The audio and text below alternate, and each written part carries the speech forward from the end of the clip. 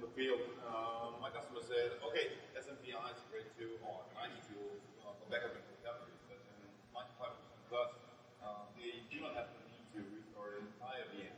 They have the need to restore one or a couple of files inside a VM. Do you have any quick idea for us how to address this problem? All right, so the comment was regarding SMVI, and the general consensus by your customers is that they don't need to restore an entire VM, they need to restore files within a VM. Is that accurate? Okay, so how do we go about addressing that? Well, backups of VMs are kind of an Achilles heel today. You know, we can do image level backups. It makes it easy to do that with SMVI and lots of other products out there, even if we didn't go that route. But the product, as you know, the problem, as you have clearly seen, as most of you probably experienced as well, is the restore process. And to be honest, I haven't found a good answer for it yet. It really depends on the organization. You know, if the organization is extremely siloed, like there's one financial institution I work with, you know, and this is your responsibility and that's your responsibility, and I mean, we don't cross boundaries no matter what. And so they ended up having to actually run a backup client in their VMs only for the purpose of doing the restore. It's just, yeah. Yeah, I mean, you end up with that kind of issue. And one answer we could present in that case is that deduplication might help with that backup storage requirements, but it's still not an elegant solution.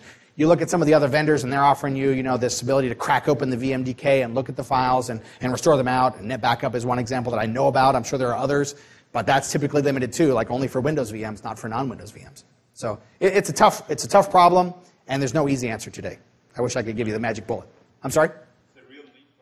There absolutely is a real need, absolutely, but there just doesn't seem to be one today, unfortunately.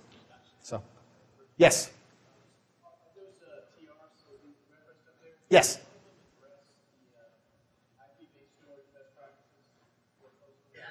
Okay, the question is which one of those TRs best addresses the IP-based storage. I would say 3428 probably goes into the most detail on the IP-based storage concerns about cross-switch link aggregation, multiple VM kernel ports, that sort of thing.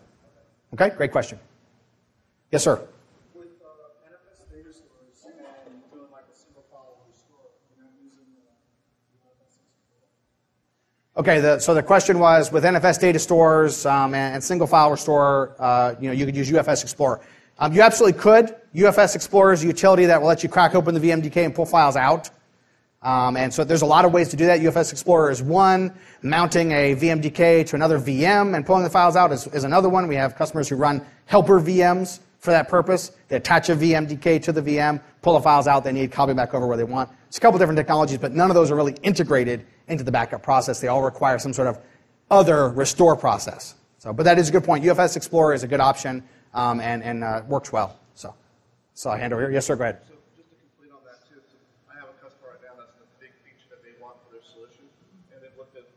Third-party stuff that's out there from VMware, none of them integrate completely to what they want.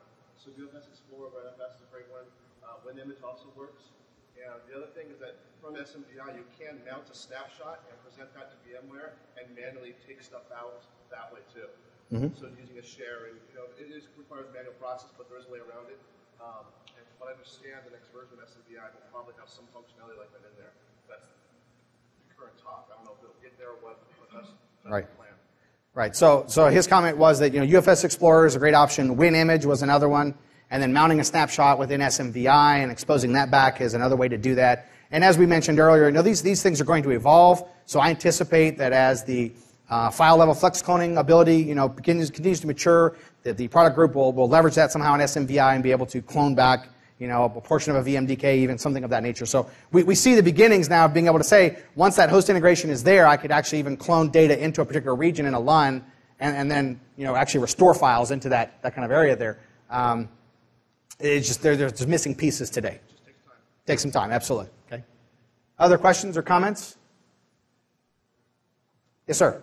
You didn't comment in your presentation on Snap Manager at all. Do you have any thoughts or any customer experience with it, where it works, where it doesn't work? Okay, so the question is, there's no comments about Snap Manager for virtual infrastructure in the presentation. Yeah, for a couple reasons. One, I ran out of time.